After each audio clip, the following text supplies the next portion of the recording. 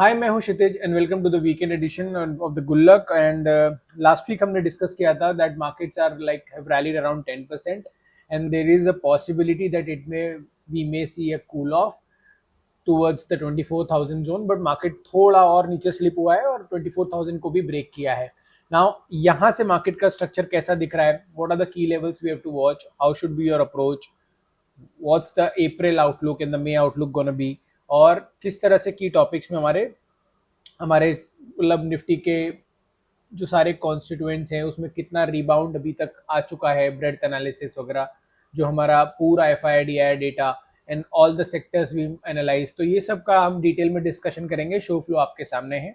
सो main important है April month की closing, where the April month is gonna end. is there a potential कि Nifty थोड़ा pull back देके maybe may again see a rebound? So all these levels we'll discuss on the charts and let's get back to the screen on चालू करते हैं Nifty के monthly analysis से, because we are approaching April end as well.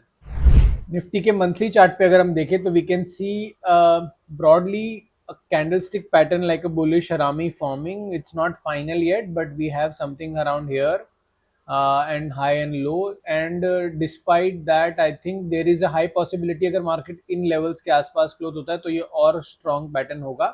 And in that case then we have to check कि भाई market इस level को next में from the next candle onwards, like from May, whether market is trying to test this low first or this high first, because in any case जब तक market इस लो के नीचे नहीं जाता है मंथली कैंडल पे, विच इज अराउंड रफली लेट्स से तो इस मंथ का लो है around 22,182 which is broadly around 22,100, तो मार्केट यहाँ पे एक साइडवेज कैंडल भी बना सकता है। And if you can see the price action is forming something like this, we have seen a rise थोड़ा सा, and if there is an inside candle here which doesn't break this low, so आपका सारा ATR वगैरह cool हो जाएंगे and then यहाँ से market या तो इस तरह से जाके वापस इस तरह जाएगा या इस तरह से जाके आपको ऊपर की तरफ ब्रेकआउट देखने को मिलेगा। So in all the scenarios we will monitoring the price closely, but फिलहाल के लिए we have a tricky situation, there is a possibility of a potential rebound upside. Okay, अगर ये बुलिश हरामी होता है तो, अगर ये यहाँ पे एकदम नीचे क्लोज होता है then it's a separate candle all together, we have to discuss the scenario again.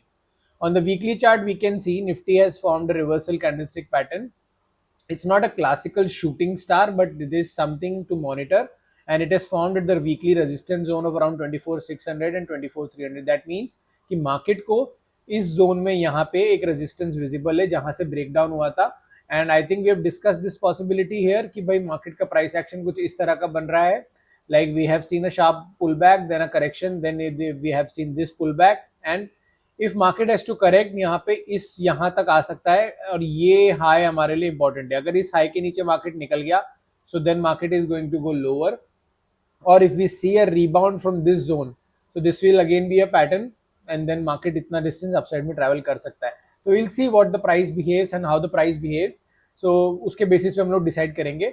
But short term traders के लिए मैं डेली चार्ट को एनालाइज करता हूँ। इन्वेस्टर्स के लिए फिलहाल के लिए बने रहने का है, अनलेस मार्केट ब्रेक्स 23,000 के नीचे वापस आता है, 23,500 के नीचे वापस आता है, दिस नथिंग टू वरी। 23,500 तक एक अच्छा रिट्रेसमेंट है मार्केट में। Okay, on the daily chart, this is for short term traders जो उनका होराइजन कम होता है, मतलब एक हफ्ते 2 हफ्ते का भी रहता है। Now you can C market ने 200 ईएमए की, जो कि साइकोलॉजिकल सपोर्ट और ट्रेंड फिल्टर है कि यहाँ से मार्केट में बुलिश मोमेंटम बढ़ना शुरू होगा, लॉन्ग ओनली सेटअप्स प्लान किए जाएंगे। उसके नीचे वहां पे एक रिवर्सल पैटर्न देखने को मिला at resistance zone, and we are seeing market ने 50 ईएमए वापस निकाल दिया एंड 20 ईएमए के आसपास खड़ा है। अब this is the zone where market has broken out from. Okay, जैसे कि हमने वीकली चार्ट पे भी डिस्कस किया, यहाँ पे आके मार्केट अगर इस जोन में आके कोई रिवर्सल पैटर्न देता है तो आपको रिस्क रिवॉर्ड के हिसाब से एक अच्छा लॉन्ग सेटअप मिल सकता है। ओके, अदरवाइज दूसरा सिनेरियो ये हो सकता है कि मार्केट गैप से ऊपर खुल जाए यहाँ पे इस जोन में और फिर इसको ब्रेक डाउन करें यहाँ पे।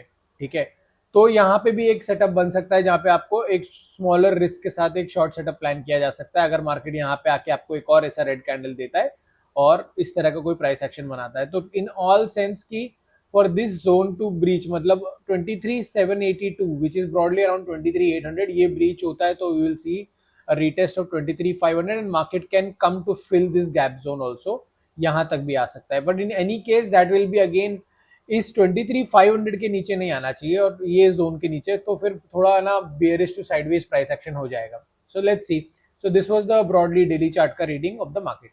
Now let's look at the bread chart. Nifty का bread chart देखते हैं हम. इसमें मॉनिटर क्या करते हैं? We monitor basically कि how much of the Nifty 50 stocks are trading above their 50-day moving average. Why do we monitor this? इससे हमें मोमेंटम का पता लगता है, स्ट्रेंथ का पता लगता है मार्केट में. ओके, अगर आप यहाँ पे डेटा देखेंगे तो अराउंड 22 अप्रैल वगैरह ये रीडिंग 70% तक वन वे में शूट कर गई थी. Okay, and now it is pulling back. यहाँ पे आके मुझे 1 मिनट के लिए लगा था कि अभी थोड़ा बॉटम बन चुका है, और अगर यहाँ से अगर आपको रिट्रेसमेंट भी देखने मिलता है तो भी वो एक बाइंग अपॉर्चुनिटी होगी. मार्केट लेकिन शार्पली कूल बैक. अब यहाँ पे ना इसको इस जोन में थोड़ा समय बिताना चाहिए था 50 से 70-60% की रेंज में, तो ठीक था. लेकिन ये वापस 50% के पास आ गया है. लेकिन जो बात नोट करने वाली है कि इसने 50% की थ्रेशोल्ड को ब्रीच नहीं किया है. मतलब मार्केट में 50% स्टॉक, निफ्टी के 50% stocks are still believing that there थोड़ी स्ट्रेंथ है मार्केट में. And unless this reading falls below 50%, तभी हमको यहाँ पे अब एग्रेसिव शॉर्ट साइड पोजीशन बना सकते हैं. अदरवाइज मार्केट अभी मोमेंटम के हिसाब से थोड़ा स्टेबलाइज होने की कोशिश कर रहा है. We have to give it time कि ये 50% की रिट्रेसमेंट ब्रीच होती नहीं होती है. अगर ये 50% की रिट्रेसमेंट ब्रीच हो जाती है तो मार्केट फिर एक बार साइडवेज टू बेरिश स्ट्रक्चर में चला जाएगा. नेक्स्ट डेटा इज निफ्टी का ड्रॉडाउन. निफ्टी का ड्रॉडाउन जैसे हमने देखा लगभग उस अराउंड 6-7% आ गया था पूरा ये फॉल का, यहाँ से लेके जो यहाँ पे 16% तक था, 15% तक का देखने को मिला from the recent peak of January.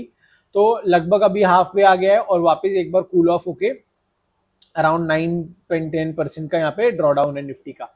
इसका मतलब क्या है बेसिकली, अब ये क्यों इंपॉर्टेंट है कि यहाँ पे अगर ये जो वापस फॉल आ रहा है ना, जो ये वापस फॉल है, it should not breach this level जो 50% रिट्रेसमेंट है. 10% के नीचे नहीं जाना चाहिए. If you again goes below 10% and all 11%, then we are in for, यहाँ पे हमें थोड़ा लंबा समय बिताना पड़ सकता है कुछ इस तरह से. That is my view. Let's see कि if it stays around above 10%, then it is better for us. और 10% के नीचे आपको इन्वेस्टिंग की अपॉर्चुनिटी अच्छी मिलेगी भी सही. For investors this is a great opportunity to invest for long term, अगर ये आपको 10% के नीचे मिलता है. तो दिस वाज द व्यू. अब ओपन इंटरेस्ट डेटा देख लेते हैं. ओपन इंटरेस्ट डेटा क्या दिखाता है अप्रैल का, यहाँ पे कि डेरिवेटिव्स मार्केट में, फ्यूचर्स और ऑप्शंस मार्केट में इंस्टीट्यूशंस की पोजीशनिंग कहाँ पे है. एज यू कैन सी ये रेड बार्स दिखाते हैं कॉल राइटर्स एंड ग्रीन बार दिखाते हैं पुट राइटर्स. मतलब ग्रीन बार आप मान लीजिए कि ये मार्केट में सपोर्ट की तरह काम करता है, रेड बार एक रेजिस्टेंस की तरह काम करता है. अगर हम अप्रैल एंड की सीरीज का, जो कि अभी 28 अप्रैल की एक्सपायरी है, उसका डेटा देखें, so we can see clearly market has crucial resistance around 24,500, 24,200, 24,000. Heavy call writing देखी गई है. मतलब मार्केट में पार्टिसिपेंट्स आर एक्सपेक्टिंग कि निफ्टी की जो अप्रैल एक्सपायरी है, monthly expiry, can happen below these levels also. Okay, support कहाँ है 24,000 पे. There is some support and next support is directly 23,500. So market में थोड़ा पैनिक भी है. So technically this expiry, this is the call writer heavy expiry, but again in any case, any geopolitical news comes on a positive side, this will again gap up well like anything. और थोड़ा gap से खुलने के बाद market यहाँ पे एक साफ को पूरा यहाँ पे ये कॉल हुआ तो आपका सारा हट जाएगा 28 अप्रैल को. Then we have a monthly closing approaching. तो हो सकता है मार्केट घूम फिर के वापस वहीं आ जाए जहाँ पे हमें पिछले वीक दिखा था. सो दिस में भी कम एज अ सरप्राइज, ये एक पुल बैक आया हो जहाँ पे एक फ्रेश बाइंग अपॉर्चुनिटी बनी हो. बोथ केसेस में आपको प्राइस एक्शन से ये डेटा दिख जाएगा. So what is the takeaway for this week. मेरे को लगता है अगर आपने थंबनेल देखा होगा तो मैंने एक रेंज बनाई है विच इज अपसाइड में 24,600 एंड डाउन साइड में देयर इज 23,500. मेरा ऐसा मानना है कि मार्केट थोड़ा टाइम इस रेंज में रह सकता है. और अगर आपको डाउन साइड में दिखता है, अनलेस 23,500 का जोन ब्रीच होता है, there is limited downside potential. Unless अगर वो गैप डाउन खुल गया बात अलग है, न्यूज के चक्कर में खुल गया तो भी बात अलग है. फिलहाल के लिए मुझे ऐसा लगता है मार्केट स्ट्रक्चर में रह सकता है. विक्स कूल ऑफ हो सकता है, और अगर ये लड़ाई का एंड होता है जो कि सीजफायर हो जाता है, तो आपको विक्स में कोलैप्स दिखने को मिलेगा और मार्केट थोड़ा इस रेंज में रह सकता है. लेकिन फ्रेश अपसाइड मोमेंटम और लॉन्ग आप यहाँ पे बीच में ना कहीं भी अगर आपको नीचे 23,500 23,500 के नीचे मार्केट मिलता है तो आप अग्रेसिवली एलोकेट कर सकते हैं. उसके बीच में मत कीजिए, 23,500 से 24,600 के बीच में नीचे की साइड पे कीजिए अगर 23,500 के लिए मिलता है. तो ये शॉर्ट टर्म के लिए मेरा प्लान है और लॉन्ग टर्म के लिए आप स्क्रीन पे देख सकते हैं. फिलहाल के लिए मार्केट मुझे लगता है 24,600 से 23,500 की रेंज में है. Let's look at the foreign investors का data from the cash market. Cash market में क्या दिखाता है कि फॉरेन इन्वेस्टर्स क्या कैश मार्केट में अभी भी सेलिंग कर रहे हैं क्या? ऑब्वियसली सेलिंग कर रहे हैं, तभी मार्केट में अपसाइड मोमेंटम नहीं है. US market all time high लगा रहा है, हम वहां पे रिबाउंड पे कुछ पहुंच नहीं पा रहे. इस मंथ में हमने देखा लगभग 44,000 से ज्यादा की सेलिंग हो चुकी है. अबव 40,000 का फिगर है एंड लास्ट मंथ के मार्च से काफी कम है. तो FIIs नेट बायर्स हैं, आपका रुपया भी ऑल टाइम लो पे है, तो इनका तो कोई कमबैक का सीन नहीं है unless there is some good news for them in terms of long term taxation में कुछ हो जाए या फिर इनको कोई और रिबेट मिल जाए, तब तक इनका कोई बाइंग करने का उम्मीद नहीं है। और जब तक ये बाइंग नहीं करेंगे, जैसे मैंने बोला, ये डेटा हम इसलिए मॉनिटर करते हैं कि मार्केट में मोमेंटम नहीं आएगा, market will be a ranging market, ऊपर मतलब this is not a market at you can buy at any level, okay. So मतलब थोड़ा नीचे ही बाय करना पड़ेगा, तब आपको प्रॉफिट बुकिंग टाइमली करनी पड़ेगी। ये सब शॉर्ट टर्म के लिए बात कर रहा हूँ। लॉन्ग टर्म इन्वेस्टर्स के लिए सिंपल अप्रोच रहता है, नीचे गिरे तो आपको खरीदना ही खरीदना है, लेकिन अच्छे लेवल्स पे, कहीं भी नहीं। फ्यूचर्स का डेटा देखें इनका, डेरिवेटिव्स का, तो यहाँ पे आप देख रहे हैं कि इनकी बेरिश पोजीशनिंग अभी भी बनी हुई है, there is no respite in that, it is still above 80%। तो इंडेक्स फ्यूचर्स में there stands is like we have to sell in the cash market and hedge their bets with index future, जब तक ये data positive नहीं होगा। I am not very hopeful, okay. Now let's come back to the sectors we are monitoring. Sectors में हम देख रहे हैं कि शॉर्ट टर्म के लिए अगर आपका कोई भी आउटलुक है, शॉर्ट टर्म ट्रेडिंग के लिए बोल रहा हूँ, जिसका इन्वेस्टमेंट होराइजन आपका 1 से 2 महीने का होना चाहिए, तो आप मेटल इंडेक्स पे फोकस कर सकते हैं। ये हमने लास्ट वीक भी डिस्कस किया था कि ब्रेकआउट के बाद अच्छे से होल्ड कर रहा है अपने सारे ईएमएस को, और यहाँ पे आपको स्ट्रक्चरली शॉर्ट टर्म में अपॉर्चुनिटीज देखनी चाहिए। And for investments, like there was one sector CPSE which we discussed, CPSE अभी भी स्ट्रॉन्ग बना हुआ है फॉर इन्वेस्टमेंट, मतलब 3 से 1 क्वार्टर तक का होराइजन है, आप इसका कोई भी ETF ले सकते हैं, म्यूचुअल फंड ले सकते हैं, और उस तरह से स्ट्रक्चर अच्छा रहेगा। Consumer durables is one sector which I think until this low, previous month's low is broken, this can become an outlier here, because in case any inflationary trends यहाँ से बढ़ते हैं तो आपका डिमांड साइड में ना मतलब जो भी है वो डिमांड पिकअप होगी, और यहाँ से हमें एक शॉर्ट टर्म मोमेंटम देखने को मिल सकता है in the consumer durable space. इनमें सारे आपके AC, fridge, TV and all these things वगैरह भी आते हैं, सारा chips and all these things के आते हैं, डिक्सन वगैरह, सारा बहुत सारा नेम्स हैं, आप देख सकते हैं। बट एज अगर आप इन्वेस्टर है तो आप एक डिस्क्रिशनरी मतलब एक फंड भी ले सकते हैं, कोई ETF भी ले सकते हैं। तो ये एक की इनसाइट है for the sectoral indices. Moving on to the last segment, अभी एक बार यूएस मार्केट का स्ट्रक्चर देख लेते हैं, and we can see fresh all time high, और अगर अप्रैल मंथ की क्लोजिंग इसके ऊपर होती है, प्रीवियस जोन के ऊपर, then we can see this will be a long market and buy on dips market. तो आपका ये इमीडिएट लो सारा एकदम ये प्रीवियस हाई जोन जरा सारा सपोर्ट की तरह काम करेगा और बाय ऑन डिप्स मार्केट बन जाएगा, because this is fresh all time high पे पहुंच गया है। और अगर पुल बैक भी होता है तो पहला स्मॉलर टाइम फ्रेम से पुल बैक होता है। ये ट्रेडिंग के लिहाज से बात कर रहा हूँ, इन्वेस्टमेंट के लिहाज से अब बात नहीं कर रहा हूँ, बिकॉज मार्केट काफी ऊपर निकल गया है। So in from the trading perspective, अगर आपको कहीं भी ये पुल बैक मिलता है टुवर्ड्स एनी जोन और एवरेजेस के पास, तो फर्स्ट इंस्टेंट यहाँ पे आपको इस जोन में करीब बाय करने का देखना चाहिए। यहाँ पे कहीं भी मार्केट मिलता है बिकॉज ऑल टाइम हाई निकाला है। तो यूएस मार्केट से क्यूज अभी पॉजिटिव है, अगर वहां पे प्रॉफिट बुकिंग आती है तो दिखेगी, अभी नहीं दिख रही है तो कोई शॉर्ट साइड का सेटअप वहां पे प्लान नहीं कीजिएगा। Let's look at the oil prices also once again. Oil का भी एक बार चार्ट लिख देखते हैं, ऑयल का स्ट्रक्चर कैसा दिख रहा है।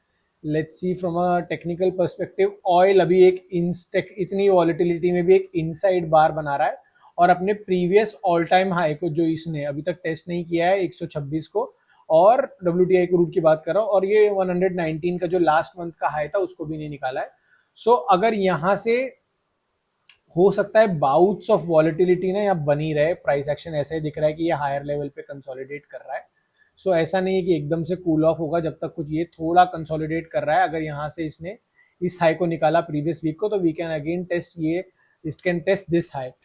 सो या थोड़ा यहाँ पे स्ट्रक्चर ऐसा वीकनेस नहीं है, इनसाइड बार कैंडल बनी है, तो let's monitor this low, previous week का हाई और लो, उसके नीचे हमें आगे के क्लूज मिलेंगे। ये जितना 90 के नीचे रहेगा इंडियन मार्केट्स के लिए उतना ज्यादा अच्छा है from the earnings point of view. So let's hope अगर मई में हमें यहाँ पे कूल डाउन देखने को मिलता है तो from the earnings point of view Nifty 50 की कंपनीज के लिए अच्छी बात होगी from the growth perspective. So this was all for this week, and अगर एपिसोड पसंद आया तो वीडियो को लाइक कर देना, शेयर कर देना अपने फ्रेंड्स एंड फैमिलीज के साथ, और चैनल को सब्सक्राइब करो, प्रमोट करो। और अगर कोई शॉर्ट टर्म ट्रेडिंग में भी है तो मेरे डेली वीडियोस आते हैं अपस्टॉक्स के लाइव पेज पे, आप वहां जाके देख सकते हैं। शॉर्ट टर्म ट्रेडर्स की बात कर रहा हूँ, ये इन्वेस्टमेंट के लिए था बेसिकली।